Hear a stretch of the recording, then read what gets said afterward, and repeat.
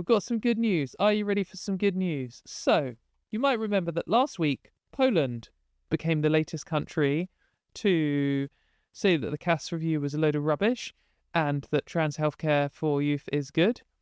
And the second I edited that video and clicked upload, 3 new countries came out saying the same thing. So when I said another country, it was actually already out of date because straight away there was another one and then another one and another one. Basically, this is like 3 countries, but it's like 1 review. So it's kind of cheating to say it's 3, but it is 3.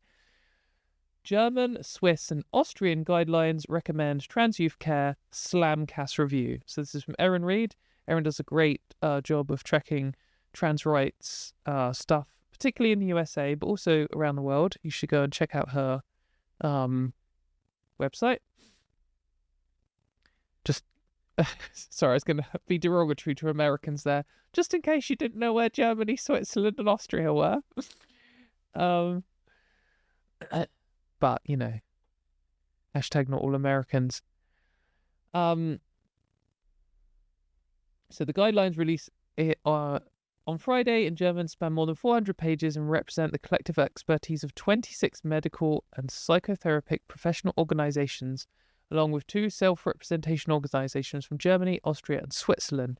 Their stated goal is to provide guidance to all professionals in the healthcare system who deal with young trans people for the best possible professionally informed care based on the current state of medical knowledge. So this is like the ideal thing that you always want in any healthcare ever. All the experts have teamed up to review all of the current knowledge and have come up with a set of guidelines. Here are some of the organizations. I'm sure if you are German speaking, this means more to you. From the outset, the guidelines explain the importance of gender-affirming care, stating that there are no proven effective treatment alternatives without body-modifying medical procedures for a person with permanently persisting gender incongruence. So basically, there's, like, whenever you have a condition and you're considering treatments, this is the same for trans healthcare and everything else. You've just got to consider all the treatments as, like, equal separate treatments. Like, you don't have to consider all of them because some of them you can instantly dismiss. But the way to approach something rationally and scientifically is to be like, okay, we've got a condition, like this person has a headache, and we've got a few treatment options. We've got do nothing. That is a treatment option. We've got amputate. Like that is a treatment option. We've got paracetamol. That is a treatment option. And we've got like, you know, lobotomy or something. And you could go through and like you could say like praying to God. That's another treatment option. If you were to just like truly come at this as a new person. But you can dismiss some of them straight away, like amputation. It's not, humans don't exist when you cut off their heads anymore. Praying to God obviously doesn't work. God isn't real. But some of them, like do nothing and paracetamol, are possible treatment options. And if someone has a mild headache, then maybe do nothing is the best response. Or maybe have 1 paracetamol is the best response. But if they have like consistent, persistent headaches, which are getting really bad, then maybe they need a scan because maybe paracetamol isn't going to deal with this and it's like brain cancer or something. But so when we come to trans healthcare, it's exactly the same. There's a bunch of potential treatment options. Like we can't amputate. There's nothing to amputate here. But lobotomy, maybe, could be a treatment option. Do nothing is a treatment option. Like how they describe it here, body modifying medical measures. That's a treatment. Always made up of several different treatments. So now we've just got to dismiss the obvious ones, like the amputation. It's not an option here. But do nothing is a real treatment option. And do something, like this, do nothing isn't like a non-treatment option. It's what I'm trying to say is it's not like, oh yeah, well, here's a treatment, and if the treatment doesn't work, then we just won't do the treatment. Because do nothing itself is still something that you need to see whether it's better than all the alternatives. And that's always the framing on anti-trans stuff, is that do nothing isn't a treatment. It's not something they need to evidence. It's like the default. And that just isn't true. So we know there's another treatment option that is proposed for trans people, which is conversion therapy. So there's like traditional trans healthcare, which has decades of evidence. There's conversion therapy, which there's evidence against. And there's do nothing, which there's no evidence for at all, and there is also evidence against. And that's why they've come to this conclusion, and that's why they describe it in this way, because there aren't any alternative treatments. Because all the other ones available, like do nothing and conversion therapy, we know are harmful. So it's always important to like highlight that. Anyway, importantly, the guidelines were developed with those who are experts in the fields of gender-affirming care having a voice at the table, unlike the CAS review. True, the CAS review explicitly blocked out experts and was led by someone who has no expertise at all. The guidelines recommend puberty blockers and individualized, prioritized care for trans youth undergoing physical changes. In the section on puberty blockers, the guidelines state with a strong recommendation if, in individual cases, the progressive pubertal maturation development creates a time pressure in which health damage would be expected due to longer waiting times to avert irreversible body changes, for example, male voice change, access to a child and adolescent psychiatric or psychotherapeutic clarification and medical treatment options should be granted as quickly as possible. Good. Sounds like they actually care about the people involved. The guidelines also deliver a strong critique of the CAS review, the report currently being used in the UK. They deem the CAS review largely inapplicable to their own guidelines due to its numerous methodological shortcomings. One of their sharpest criticisms focused on the lack of transparency regarding those who advised and produced the review, as well as the limited expertise of those involved. Like the CAS review is so bad, it's such a disaster, that it's like, oh yeah, well, it's got bad shortcut, like methodological shortcomings, and also we don't know who did it, and also it doesn't seem like they're experts, and also it disagrees with the conclusions of everyone else. It's like complete nonsense. Medical professional societies were not recognisably involved in the preparation of the report. A so-called assurance group was appointed, but it was explicitly not involved in the development of recommendations for the CAS review. Like, yeah, complete scandal.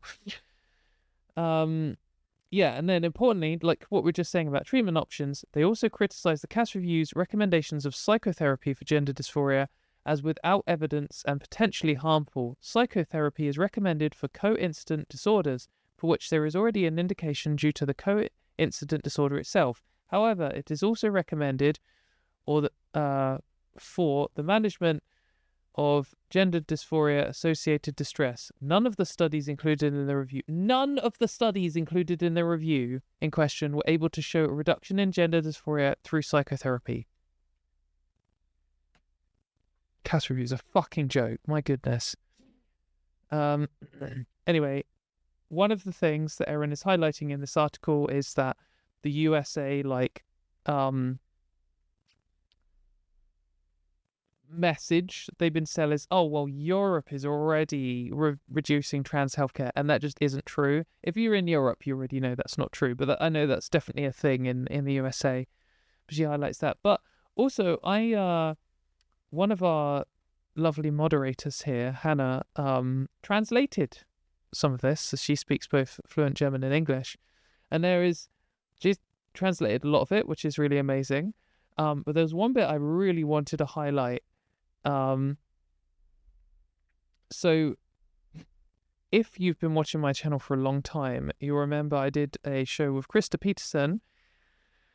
And you can go and check that out. If you scroll back a lot, slightly worse production value, you'll cope. And we talked about Dr. Kenneth Zucker, who is a monster in charge of trans healthcare in Canada for like decades. Horrific person. Like, don't watch those videos if you're not ready for the horrors that he exposed some children to. But this review by the German, Austrian, and Swiss guidelines says, organization, sorry. So they come out with a comparison of this. When you hear people like J.K. Rowling saying 80%, they use the word desist. 80% of children who are denied healthcare will desist or grow out of being trans. Isn't true. It comes from Kenneth Zucker, who explicitly set out to, always got to be careful with how you describe this, explicitly set out to stop people from being LGBT, basically. Didn't control for trans people. The number there is just completely made up. Basically, he took in a load of kids whose parents were like, yuck, my kid is a queer. We need you to hammer this out of them. And then he said 80% of these turned out not to be trans women once they got to 18. Which itself isn't enough evidence. Like, I transitioned at 25. But, yeah, anyway, they're comparing this to the first set of decent studies, which was by some clinics in the Netherlands, some Dutch studies. So this is Hannah's translation of it. A strong center effect is also noticeable. The persistence rate determined in Toronto was significantly lower than those in the Dutch studies. The underlying treatment concept, which diverged considerably between the two centers, must be viewed critically here. In Toronto, it was part of the explicit concept to recommend treatment for children with the aim of reducing the likelihood of persistence of transsexualism. From today's perspective, such an approach to treatment would not only be unethical, but would even be prohibited in Germany under the law passed in May 2020 to protect against conversion treatments. So that's them saying as diplomatically as possible that what Zucker did to those innocent children is against the law in Germany today. I don't even know if it would be safe to describe it as a conversion therapist or not, so I wouldn't do so. But I do think that he should probably be in jail. So I think I can give that as an opinion. But it's good to see them say this stuff, like to really highlight it. Yeah, I mean, like in other parts of this, it says, Dr. Cass, without proven expertise in the treatment or research of gender dysphoria in children or adolescents, medical societies were not visibly involved in the preparation of the report. Like loads of it, like slamming the Cass review, slamming like these horrible people where J.K. Rowling gets all of her statistics from. It's just another one. This is just what we see over and over again, and it's what you expect when a country or a medical organization reviews all of the data on trans healthcare. They come to the conclusion that all of the other ones have come to, that we need more data, but all of the data points in the same direction, that trans healthcare is good. It's the same as any like scientific consensus. Most people all agree based on most of the data, but we could do with more data. That's like what they say about everything. That's what scientists always fucking say. This is another one. 3 more countries to add to the list. By next week, there could be another one. And the Cass review just continuously gets worse and worse, more and more like slammed internationally. And in 20 years, there'll be documentaries about how it was such a scandal, interviewing children whose lives were ruined over it. And Wes Streeting and Hilary Cass will never see any justice at all.